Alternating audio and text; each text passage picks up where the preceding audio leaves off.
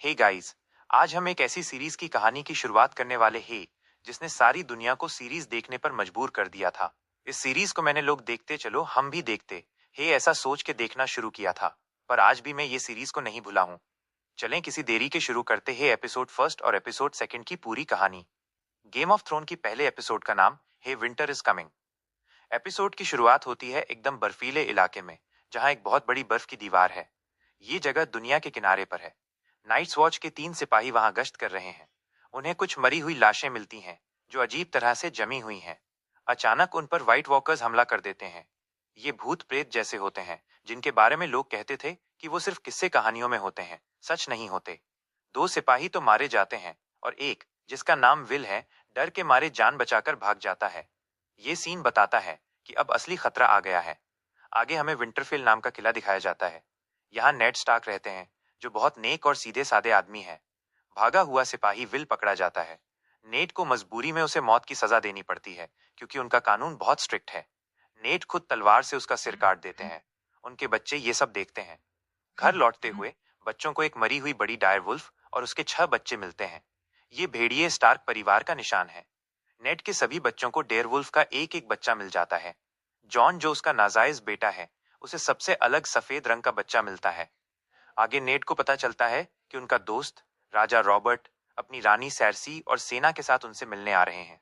राजा Robert नेड को अपने 7 kingdom of वेस्ट्रोज में नंबर 2 की पोस्ट यानी हैंड ऑफ द किंग का ऑफर देते हैं।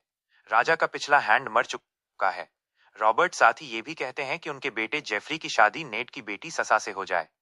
नेड ये बड़ा पद नहीं लेना चाहते क्योंकि उन्हें गंदी राजनीति से दूर रहना पसंद है, पर रॉबर्ट की बात टाल नहीं पाते और हाँ कर देते हैं।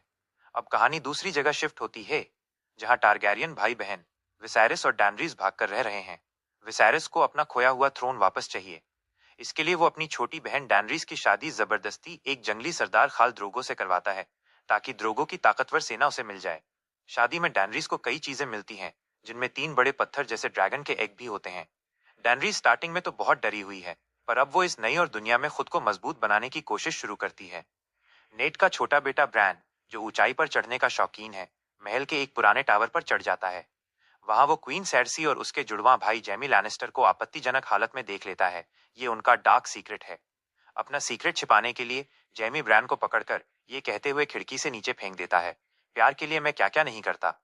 नीचे गिरने की वजह से ब्रैन गंभीर रूप से घायल हो जाता है और बेहोशी की हालत में चला जाता है। ये एक्सीडेंट ही इस शो में तूफान लाने वाला है और इसी से स्टार्क और लेनेस्टर के बीच की लड़ाई शुरू हो जाएगी। इसी के साथ एपिसोड एंड हो जाता है। एपिसोड 2 का नाम है the King's Road. Ned Stark का छोटा बेटा ब्रैन अभी भी बेहोश है और उसकी माँ कैटलिन उसके बिस्तर के पास बैठी है। वो बहुत टेंशन में है। अचानक एक आदमी जो साफ साफ किराए का असैसिन लगता है, ब्रैन को मारने की कोशिश करता है। कैटलिन अपनी जान दांव पर लगाकर उसे रोकती है। ब्रैन का डायवुल्फ, जिसका नाम समर है, तुरंत उस असासिन पर अटैक करके उसे जान से मार डालता है। इससे ब्रैन की जान बच जाती है। कैटलिन को पूरा यकीन हो जाता है कि ब्रैन गिरा नहीं था, बल्कि उसे धक्का दिया गया था। उसे पता चलता है कि असासिन के पास जो डैगर था वो बहुत महंगा है और नॉर्थ के किसी आदमी का नहीं हो सकता। उसका शक सीधे लैनिस्टर्स पर जाता है। वो अपने बेटे रॉब को विंटरफेल का जिम्मा सौंपकर खुफिया तरीके से किंग्स लैंडिंग जाने का फैसला करती है। किंग्स लैंडिंग 7 किंगडम की कैपिटल है, ताकि नेड को इस खतरे के बारे में बता सके। जॉन स्नो भी विंटरफेल छोड़ रहा है। वह उत्तर में द वॉल जाकर नाइट्स वॉच ज्वाइन करेगा। नेड अपने नाजायज बेटे जॉन को प्यार से गुड बाय कहते हैं और वादा करते हैं कि अगली बार जब मिलेंगे तो वो जॉन को उसकी माँ के बारे में सब कुछ बताएंगे। कैटलिन हमेशा की तरह जॉन के साथ बहुत रूखा व्यवहार करती हैं और उसे जाने के लिए कहती हैं। जॉन के साथ उसका अंकल बेन जेन और टिरियन लैनिस्टर जाता है। ये बंदा कितना होशियार है, ये हमें आगे पता चलेगा। टिरियन जॉन के साथ वॉल के सफर पर जाने का फैसला करता है क्योंकि वो दुनिया घूमना चाहता है। नेड स्टार्क अपनी 2 बेटियों ससा और आर्या के साथ किंग रॉबर्ट बराथियन और लैनिस्टर फैमिली के साथ किंग्स लैंडिंग के लिए द किंग्स रोड पर निकल पड़ते हैं। रास्ते में आर्या माइका के साथ स्वॉर्ड फाइटिंग की प्रैक्टिस कर रही होती है। आर्या अपने डायरवुल्फ के बच्चे, जिसका नाम नाइटमेयर है, उसे अपने साथ रखती है। तभी प्रिंस जेफरी वहां आता है। वो माइका को परेशान करने लगता है। आर्या अपने फ्रेंड को बचाने के लिए जेफरी पर हमला करती है। जेफरी को गुस्सा आता है और वो आर्या को मारने की धमकी देता है।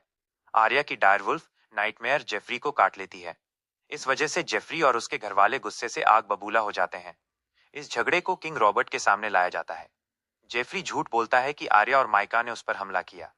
जब ससा से पूछा जाता है तो वो अपने होने वाले पति जेफरी को बचाने के लिए और शादी के सपने की वजह से झूठ बोलती है कि उसे कुछ याद नहीं। आर्या सच बोलती है पर कोई मानता नहीं। क्वीन सार्सी अपने बेटे पर हमले का बदला चाहती है। आर्या ने अपने नाइटमेयर को पहले ही जंगल में भगा दिया था, इसलिए सार्सी जिद करती है कि किसी न किसी डायवुल्फ को मारना पड़ेगा। किंग रॉबर्ट के फैसले पर नेड को ससा के डायवुल्फ, जिसका नाम लेडी है, को मारने का आदेश मिलता है। नेड ये कठोर काम खुद करते हैं क्योंकि वो नहीं चाहते कि कोई और उनकी बेटी के डायवुल्फ को मारे। इस घटना से स्टार्क और लैनिस्टर के रिश्ते में पहली नोकझोंक शुरू होती है। दूसरी तरफ एसोज में डैनरीज अपने पति खाल द्रोगो के साथ संघर्ष कर रही है। वो इस जबरदस्ती के रिश्ते में खुश नहीं है। आपकी जानकारी के लिए बता दूं डैनरीज की एक नौकरानी डोरिया उसे बताती है कि खलीसी को अपने पति पर काबू कैसे पाना चाहिए और उसे खुश कैसे रखना चाहिए। डैनरीज डर को छोड़कर आत्मविश्वास से काम लेती है। अगली बार वो द्रोगो के साथ प्यार से अपनी मर्जी से संबंध बनाती है। पहली बार उसे लगता है कि इस रिश्ते में उसे ताकत मिल रही है। इसी के साथ दूसरे एपिसोड एंड हो जाता है। एपिसोड थर्ड और फोर्थ का एक्सप्लेनेशन जल्द ही हमारे चैनल पर आएगा, इसीलिए चैनल को सब्सक्राइब करें और बेल आइकन को दबाना मत भूलें।